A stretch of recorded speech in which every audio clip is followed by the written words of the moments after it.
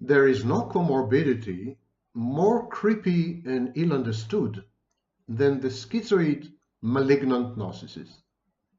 To remind you, a malignant narcissist is someone who could be diagnosed simultaneously as a narcissist, a psychopath, and a sadist.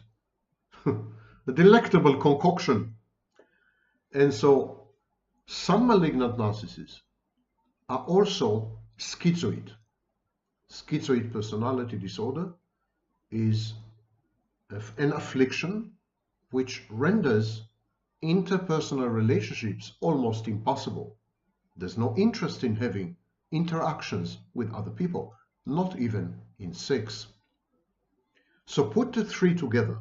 Malignant narcissism, which is again narcissism, psychopathy, and sadism, coupled with a schizoid personality, and you have a veritable oxymoron, a contradiction in terms, because narcissism by definition involves dependence on other people for narcissistic supply, input and feedback from the outside, which allows for internal regulation of a sense of self-worth and sometimes of emotions and moods, similar to borderline personality disorder. So the narcissist is a junkie of attention. The narcissist is addicted to attention, and attention comes only from other people. In other words, the narcissist is dependent on other people.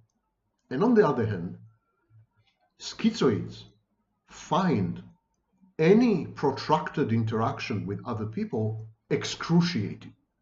They hate to be in contact, definitely meaningful contact, emotionally infused contact with other people. And so there's a contradiction here.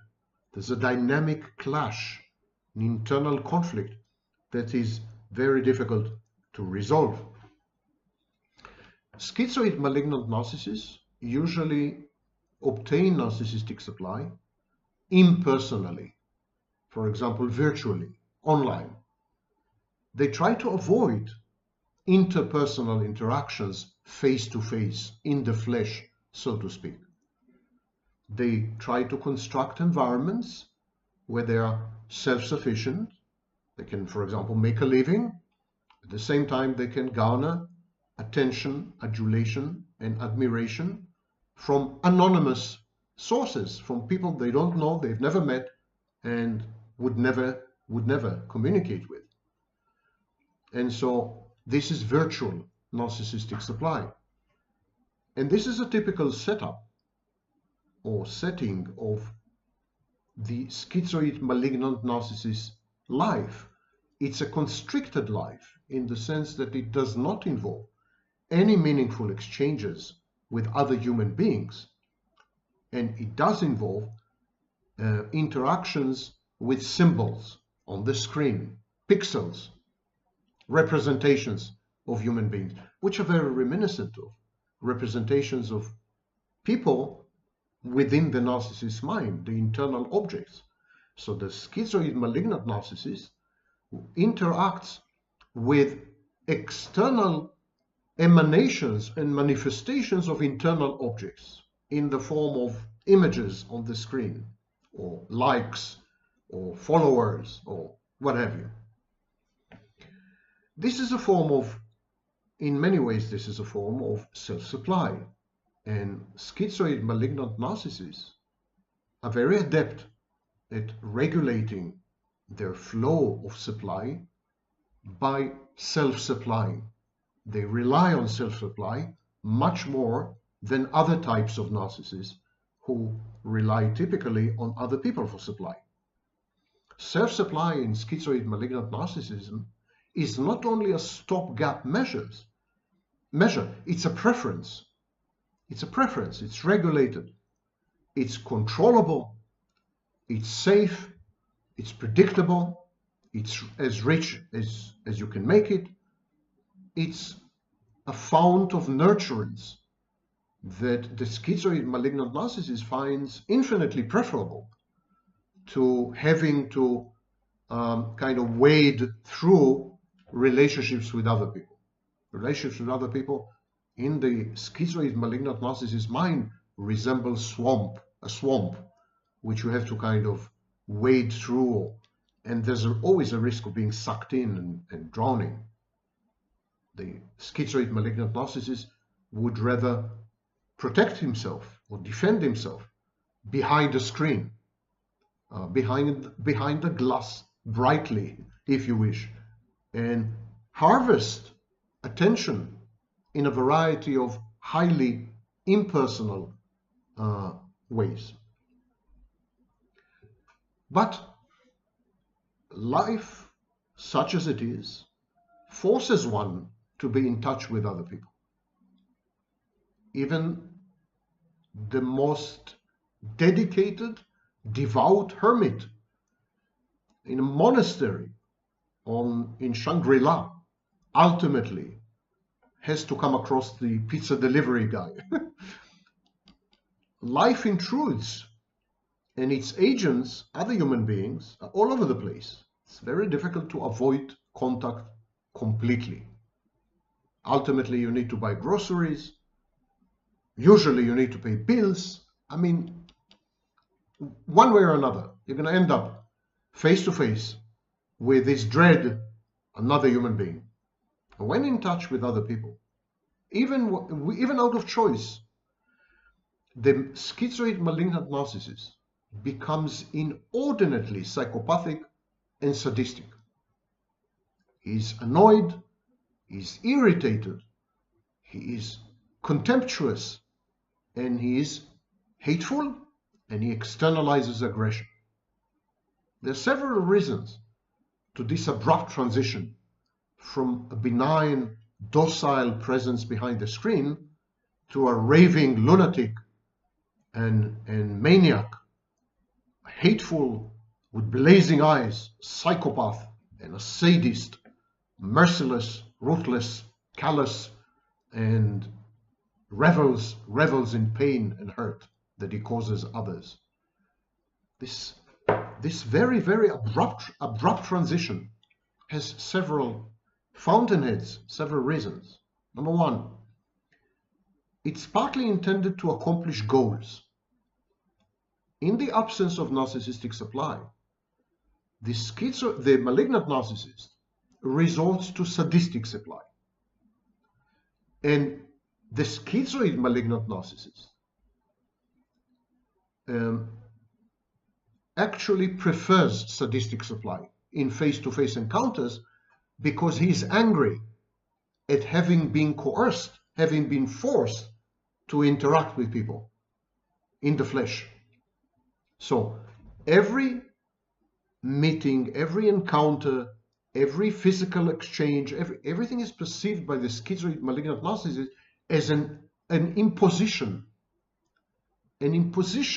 coercion, brutal invasion, an intrusion. There's a lot of resentment, a lot of rage, a lot of anger involved. So the schizoid malignant narcissist is much more likely to become sadistic in his or her encounters with other people, much more likely than the typical malignant narcissist, let alone the run-of-the-mill overt or covert narcissist. The risk of escalating potentially dangerous sadism in schizoid malignant narcissism is much higher, the highest actually, in all the variants, among all the variants of narcissism, because there is this rage of having been forced to be in touch with people. And because sadistic supply feels absolutely so good that it trumps any other form of pleasure. The schizoid malignant narcissist would self-sacrifice, self-defeat, and self-destruct just in order to experience the elation and the exaltation of having hurt or damaged another person. And so sadistic supply is preferred to narcissistic supply. Narcissistic supply is obtained indirectly, impersonally, as I said, via means of technology, and sadistic supply is face-to-face, in face-to-face encounters. And so the sadistic conduct of schizoid malignant narcissists in face-to-face encounters is utilitarian, it's goal-oriented. The goal is sadistic supply. The second reason is punishment. This is punitive sadism. The schizoid malignant narcissist wants to punish people for having imposed on his time, for having invaded his personal space, for having consumed his scarce resources. They deserve punishment. They are far inferior to him, and yet they forced him to their level. And so they deserve to be penalized. They deserve to endure some penance. And the sadism or the sadistic eruptions or outbursts, they are intended to punish the people who force themselves upon the presence of the schizoid malignant narcissist. And finally, sadism pushes people away. Gradually, the schizoid malignant narcissist acquires such a reputation that people shun him, avoid him at all costs. So the sadism serves to restore the schizoid state and to vouchsafe, to guarantee, or to firewall the schizoid space. They feed each other. The schizoid malignant narcissist sadism and psychopathy, they're helpful in generating the kind of environment and the kind of conditions that allow the schizoid malignant narcissist to ultimately remain all alone, incommunicado, no contact with anyone, no friends, no family, nothing. A total loner, which is the optimal and much desired fantasy of the schizoid malignant narcissist. It's a dream come true. And the sadism and the psychopathy are kind of behavior modification techniques, communicating to the human environment, stay away, let me be. Sadism creates and maintains the schizoid space. There are many ways. Sadism has many manifestations, many expressions, in many ways. When the schizoid malignant narcissist is in a relationship, and what they define as relationships is nothing you would recognize. When they are in contact with another person who is the equivalent of a service provider, the 4 S's: sex, services, supply, sadistic and narcissistic, and safety. So when they cohabit with someone, when they share the same space, mental or physical, with someone who is essentially a service provider, they become highly possessive and jealous. But the possessiveness and jealousy has nothing to do with the fear of loss, because the internet service provider is interchangeable and dispensable. You are utterly disposable. It's not about fear of loss. It's about gotcha, like I'm possessive, I'm jealous. It's a kind of entrapment, which is intended to sadistically taunt you and torture you and to push you to misbehave, so that ultimately you justify the foresight and the omniscience of the schizoid malignant narcissist. It's a form of sadism. There's no real jealousy there, because would you care if your internet service provider caters to other clients? Of course you do. You don't. You don't care. It's the same with the schizoid malignant narcissist. He doesn't care if his intimate partner is intimate with others. She's a service provider. Obviously, she could have other clients. That's not a problem. But he is going to impose on her strictures, edicts, rules of conduct, surveillance, and he's going to create a situation which communicates possessiveness and jealousy, but actually is a form of micromanagement and coercive control. Another form of sadism is called empathy, scanning the partner or other people for vulnerabilities and then leveraging these vulnerabilities, pushing the buttons, hurting where it, hitting where it hurts. So vulnerabilities. And then there's setting up for failure, unrealistic expectations, standards that can never be met, reciprocity that is too ideal. No one can match it. And so these are all intended to set partner or the friend or whoever up for failure. The problem with schizoid malignant narcissist is the mixed signals, the dual messaging. On the one hand, the narcissistic part in the schizoid malignant narcissism pushes the individual, pushes the schizoid malignant narcissist to approach people in order to extract supply, in order to enjoy inflicting pain on them, degrading them, in order to be aroused by degrading and hurting other people.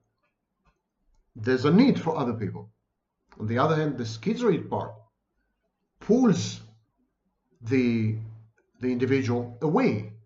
So there's an approach avoidance repetition compulsion here. There's approach in order to benefit from human company and human touch, buttress grandiosity, share a fantasy, obtain narcissistic supply, etc. And then the schizoid part rebels. Schizoid part pulls the narcissist back. And in order to maintain the schizoid space and to restore the schizoid state, the schizoid malignant narcissist uses sadism to push people away and to establish the periphery, the firewall periphery of his or her existence. This could be extremely confusing and hurtful and potentially even dangerous. And that's why this particular hybrid, this comorbidity, to my mind, is the most complex of them all. And I will dedicate to it a few more videos in the future.